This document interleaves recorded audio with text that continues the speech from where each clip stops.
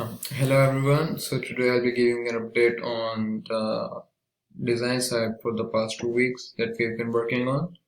So first of all, we have some top priority demos, as you can see here. Then we will move on to the lower priority demos.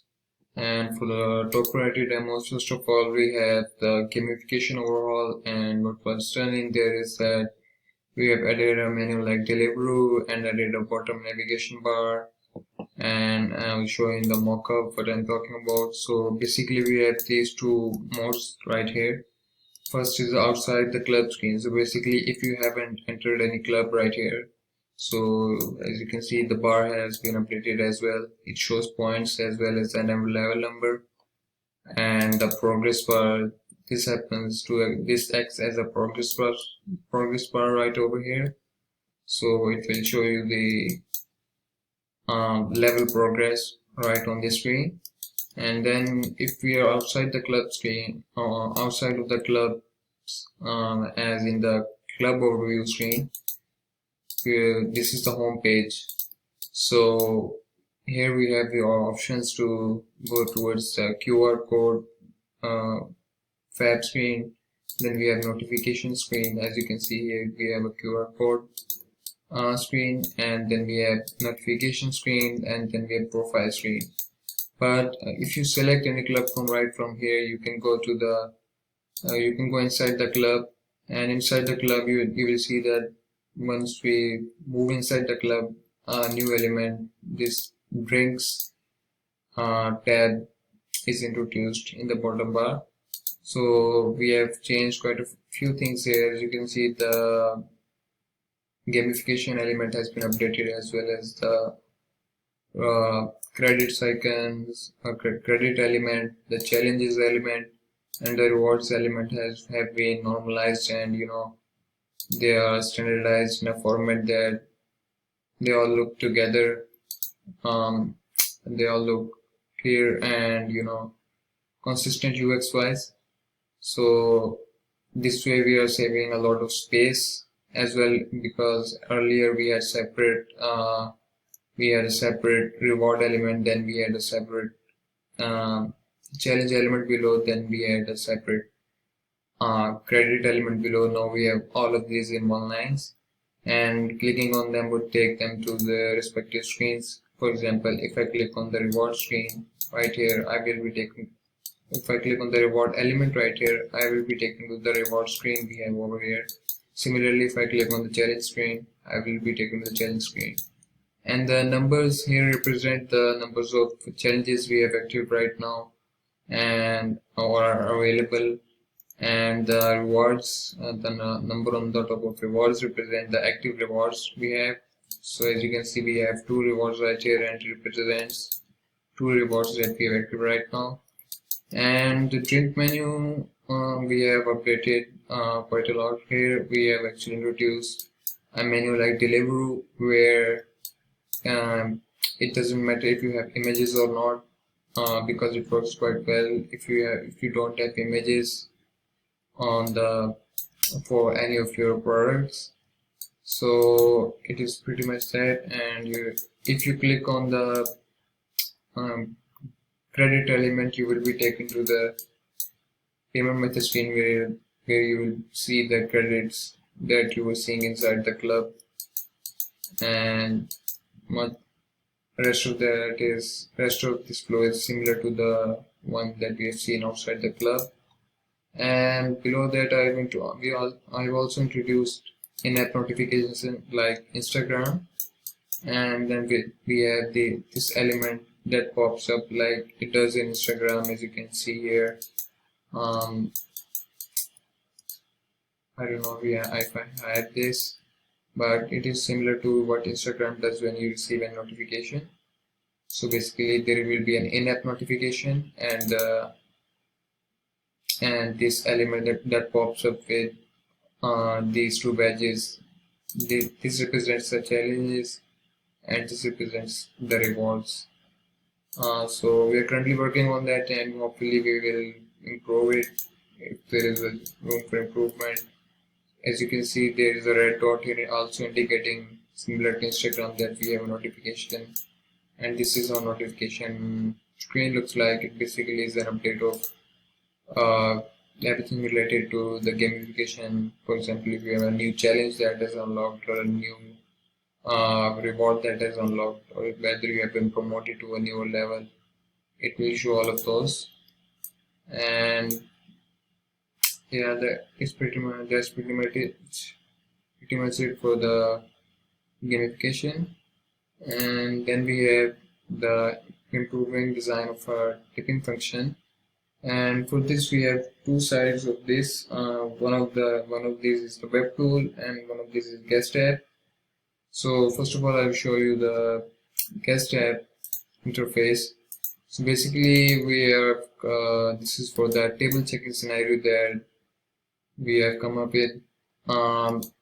So there can be one or several waiters working on a table.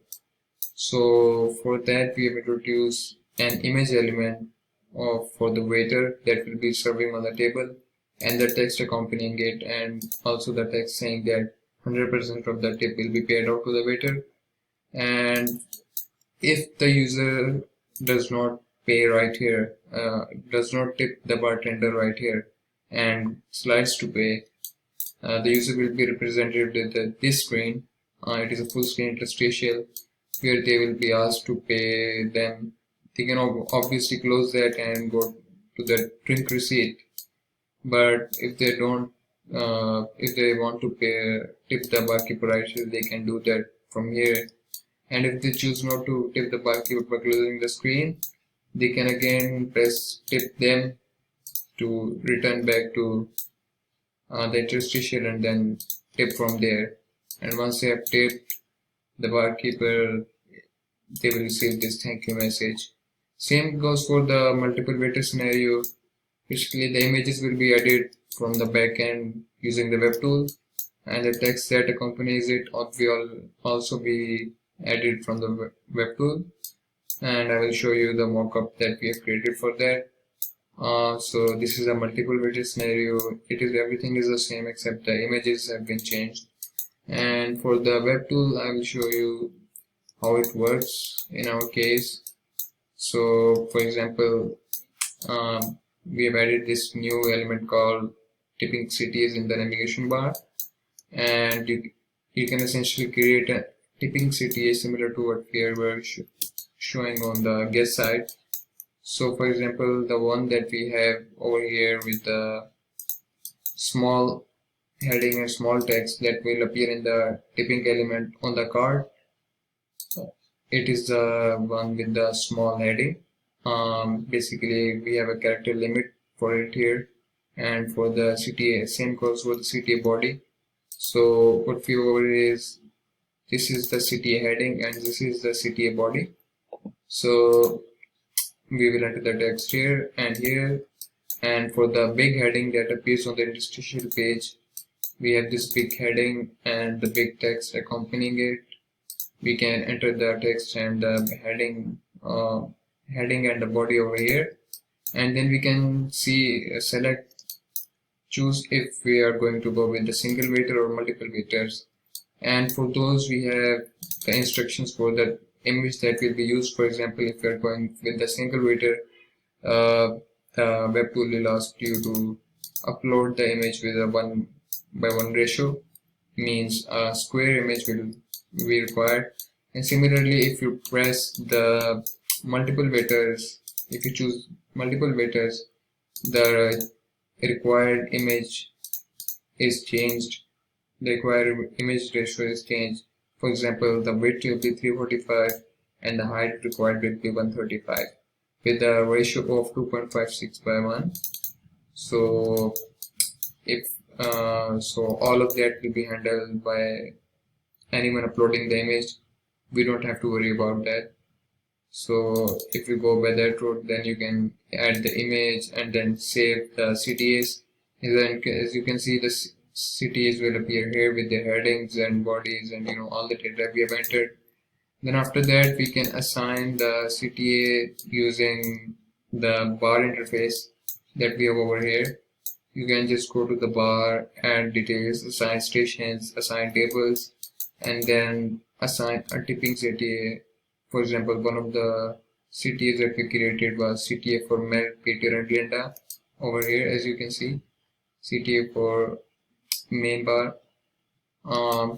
Actually, I think we need to change that name. So basically, we will announce, we will assign that CTA to the bar, and then we will save that, and then that CTA will appear on the table that is associated with this bar on the guest side, and it will be shown right here, as you can see. So this goes for the tipping interface improvement part. Next we have is a function where the user can choose a bar and will be shown the estimated time for each bar. So what we have created is we created a flow where user selects a bar manually for drinks orders, and a flow for showing food and drink items with the respective bars in the cart. And we are also showing what happens on the receipt screen when one order is prepared for the other one. And let me just show you the quick demonstration of that. So as you can see, we have introduced a new menu over here, the delivery style menu, where you will have to enter the detail page of the drink to add it to the cart. And after you have added it to the cart, you will also be shown estimated time on the top of the drinks and food screen. So basically it's pretty much the same, but with this element at the top. And as you can see, we have different orders over here. For example, we have bottles and food orders, and if we add food orders to the cart as well, and once we press the checkout button, the cart button, the user will be presented with a screen to choose a bar for the pickup location. So this scenario is for the pickup order scenario where the user will have to choose the bar. So for example, in the case of drinks, the user has a choice between 4 bars that he can pick. So if the user can go with the red bar. And for the food order scenario, we currently, according to our scenario, there is only one food bar, so it will be automatically selected and the user cannot change that. So as you can see, it appears here that in the basket the bar that user has selected for the drinks, and the food bar has been automatically selected and cannot be changed. As you can see, it is represented by a chevron that this drink bar can be changed, but the food bar cannot be changed. So after the user presses slide to pay and payment is done, so we actually trying to solve a problem right here, that what will happen if one order goes to, for example, this drink order goes into preparation while this is open. So one solution we have come up with that is the order that is picked up will get crossed out, and the process will start again for example, if drink order has been completed first, it will be crossed out, and the process for the food item will continue as normal. And there is just few changes in the headings. For example, if the drink order is being continued or being picked up, you will have that in where to collect your drinks with the bar showing where the drinks order can be picked from. For example, we had picked the red bar before, and it is showing the red bar right here. And after that, after the drinks are picked, then as you can see, if the food item goes into preparation, we will see that the bar map changes with the food bar location, and the heading changes also with the drink element marked off, so the user can know that it has been picked up and this needs to be picked up now. So after that, after picking both the drink and food orders, the flow is completed. Alternatively, I have also introduced another flow where you can see the status of both of your both different types of orders in the cart. For example, we have drinks orders and food orders that will appear underneath each of their respective headings. So if you have, for example, drinks go into preparation, you can know that the food items have not been started preparing yet, and the drinks are in preparation, then drinks are in collection. And similarly, if in collection, and once you've collected the drinks, they will go to the collected state, and your food items stay open, and the process for food items will also start, and then they will go into the preparation mode, and then in collection, then the progress bar will also reflect that. And then once the food items have been collected and the drinks items have been collected, the order will be completed here. And I think that's pretty much it, but we have also introduced a button to access the bar location or bar map right from here. So when we created a version, we are just upon pressing this button, the user will be taken to the drinks state screen, but it will scroll down to the map element, or alternatively we can show the full screen image like you see in any gallery. Upon pressing the view bar location, you will see a full screen interface with the image of the map showing the bar location. And that's it for the annual bar selection. And then we have worked on creating some GIFs for the help system. For example, we have this GIF that we have created that portrays the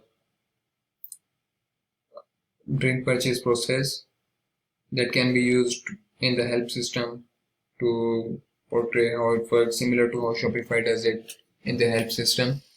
So this is the drink purchase GIF, and similarly we have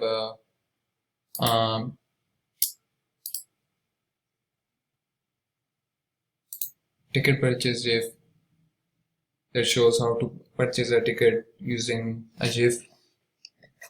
So as you can see here the user is buying the ticket, and we are showing how an order is placed and it is done. So we have created a couple of GIFs and created some additional flows for that as well to show the GIFs. And then after that we have also worked on creating we have done some gamification updates to the older mockups, as you can see right here. We created, so the change that we have brought to the older mockups is that the ones that are currently on the live application is that we have removed the overview, the level overview screen and the badges screen, and reduce them to only challenges and rewards tabs in the reward section. So essentially when you will click on the rewards tab, you will only see these two screens.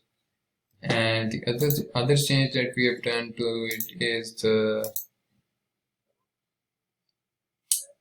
we have introduced dots and commas for these.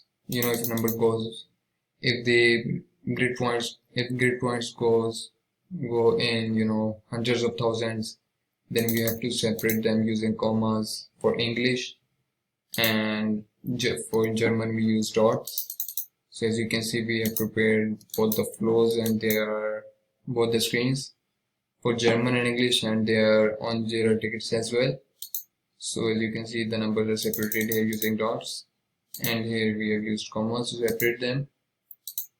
So this was done for the most part. And for the drink menu like Deliveroo, I've already showed you how the Deliveroo menu looks like and how it works. And another one is the Corona data registration for pickup order scenario. So currently, when the users have to in a scenario where there is no tables, and the user will have to add the COVID data, COVID data right upon purchasing the ticket. So for example, if you're going to buy the ticket right here, let me show you the button. Right after pressing the button for buying the ticket, you will be presented with a screen that will ask you to enter the data. So this is for the case where there are no tables and there will be a pickup order scenario, just like it was used to be before. So you will have to enter all this data before making a purchase, and after entering this data you can purchase a ticket, and you will see the screen that your details have been saved and the ticket have been purchased. So I think that's pretty much it for now, and the future things that we were working on will be we are working on the gamification of our concept, as you can see, and we're also working on optimizing the manual pass selection flow that I just showed you for the pickup order scenario, and we will be queuing the staging and live releases as they come weekly. So thank you for your time. Have a nice day.